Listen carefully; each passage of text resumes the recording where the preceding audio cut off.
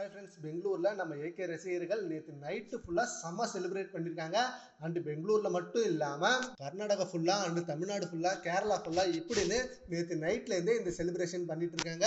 பெரிய பெரிய banner and பிரம்மாண்டமான கட் அவுட் இப்படின்னு ஏகப்பட்ட விஷயங்கள் செஞ்சு அதுக்கு அவ்வளோ பெரிய மாலையை போட்டு அண்டு நைட்டு ஃபுல்லாக அஜித் சாரோட சாங்கை போட்டு செம்ம என்ஜாய் பண்ணி படத்துக்கு அவ்வளோ ரெஸ்பான்ஸ் கொடுத்து செம்ம வெயிட்டிங்கில் இருந்தாங்க.